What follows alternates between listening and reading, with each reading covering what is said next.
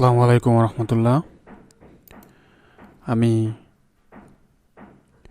আলিনুর বলছি আলি forex.com থেকে। Video number 12, forex basics part 1, topic forex spread। প্রথমে ডিসক্লেমার দেওয়া নেওয়া উচিত। আমি কোনো আর্থিক উপদেষ্টা নই। আমার প্রফেশন হচ্ছে ভিন্ন, mechanical and electrical engineer in construction industry.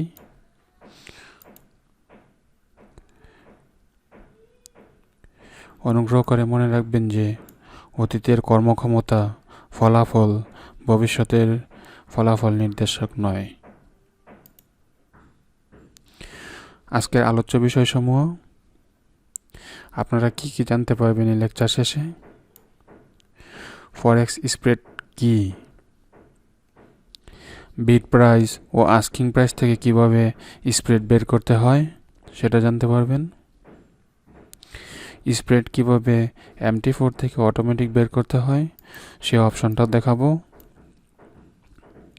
ভিডিওটা অনেক শর্ট হতে যাচ্ছে, তো চলুন এবার বিস্তারিত জেনে নেওয়া যাক। ফরেক্স স্প্রেড, এখানে স্প্রেড বলা হয়। স্প্রেড একটি ইংরেজি শব্দ যার বাংলা হচ্ছে ছড়িয়ে ছিটিয়ে থাকা অথবা ছড়ানো। স্প্রেডিং যদি বলা হয় তাহলে ছড়িয়ে থাকা অথবা ছিটিয়ে থাকা, এরকমটা বোঝায়। তাহলে ফরেক্স স্প্রেড হচ্ছে একটা ব্যবধান। এখানে ফরেক্সে এই শব্দটা ব্যবহার করা হয়েছে ব্যবধানের ক্ষেত্রে।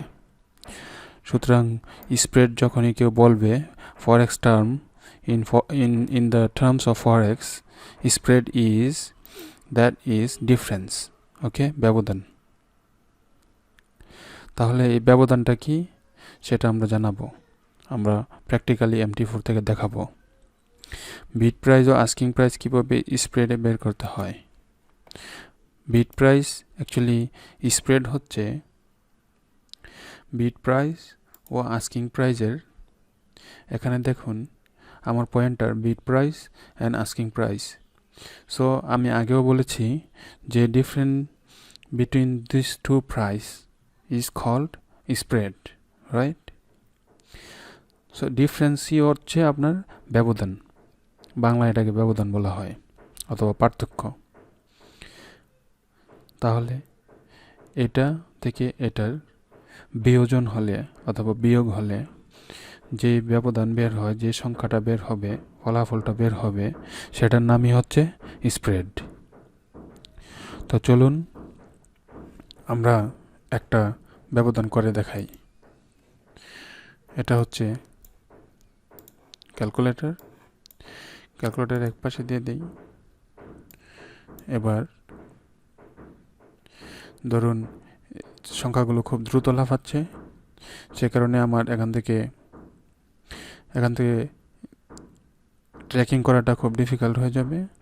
তারপরও এভারেজ একটা ধরে নেই, 157.206, 157.206 মাইনাস 157.255, 157.255। তো আমাদের স্পিড রইল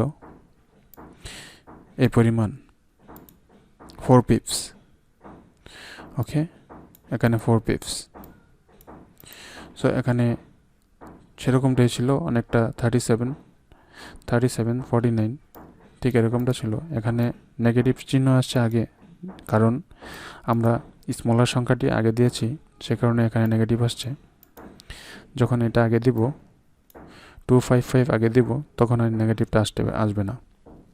তো এটা তেমন কিছু না, এটা আপনারা আবার ঘাবড়ে যাবেন না যে এরকম কেন। তো এখন আমি MT4 থেকে স্প্রেডটা আরেকটু এক্সপ্লেন করার চেষ্টা করব।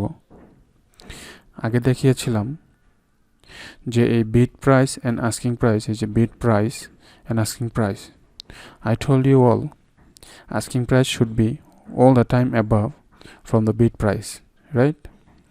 তো এখন এই যে এই প্রাইস থেকে এই প্রাইজের যে দূরত্ব, যে ব্যবধান, এই ব্যবধানের মাঝে এই ব্যবধানটাই হচ্ছে ওকে, এখান থেকে এখানে যে ব্যবধান, এই ব্যবধানটাই হচ্ছে স্প্রেড অথবা পার্থক্য অথবা ডিফারেন্স।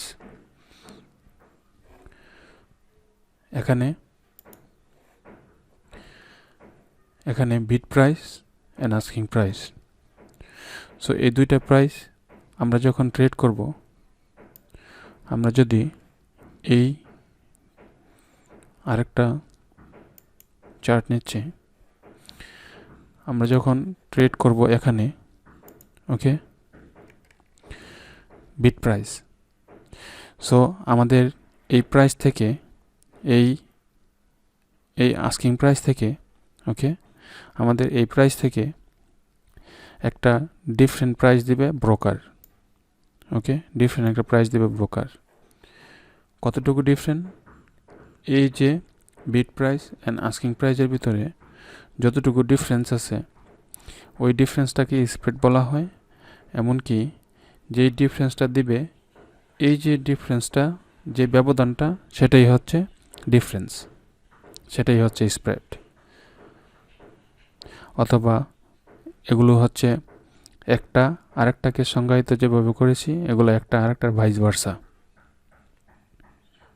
তো বেশি কথা বললে আবার আপনাদের বেশি সমস্যা হতে পারে বুঝতে। এটা থেকে বিড প্রাইস থেকে আস্কিং প্রাইস বিয়োগ করলে যা পাওয়া যায় সেটাই হচ্ছে স্প্রেড। মানে বড় সংখ্যাটা আগে লিখবেন, এরপরে ছোট সংখ্যাটা লিখবেন, লিখে বিয়োগ করবেন, তাহলে যেটা থাকবে সেটাই স্প্রেড।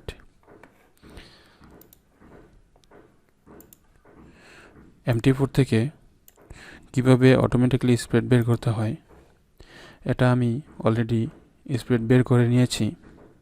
যে আপনারা দেখতে পারতেছেন, আমার কিন্তু হিসাব করতে হচ্ছে না। সুতরাং আপনাদের এখানে এই অপশনটা থাকতে নাও পারে। তো এই অপশনটা কীভাবে পাবো?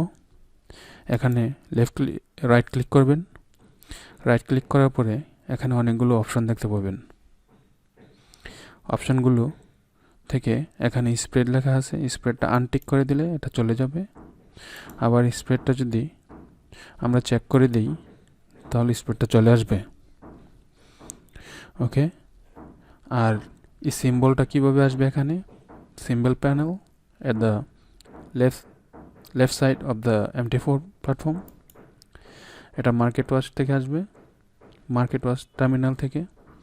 এখানে দেখেন, এই যে মার্কেট ওয়াচে ক্লিক করলে এটা চলে আসে এবং চলে যায়। সুতরাং স্প্রেড সম্পর্কে আমি আগেও বলেছি এবং এখনকার ভিডিওতেও বললাম। আপনাদের আরও কিছু জানার থাকলে, কোনো প্রবলেম থাকলে আপনারা কমেন্টের মাধ্যমে জানাবেন, আমি উত্তর দেওয়ার চেষ্টা করব ইনশাল্লাহ। পরবর্তীতে আরও ভিডিও নিয়ে আসছি। আর একটা রিকোয়েস্ট হচ্ছে, ফরেক্স শুধুমাত্র একটা দুটো ভিডিও দেখে আপনারা শিখতে পারবেন না। এটা শেখার জন্য অনেক স্টাডি করতে হবে, অনেক কিছু করতে হবে। আমি তো মাত্র শুরু করেছি।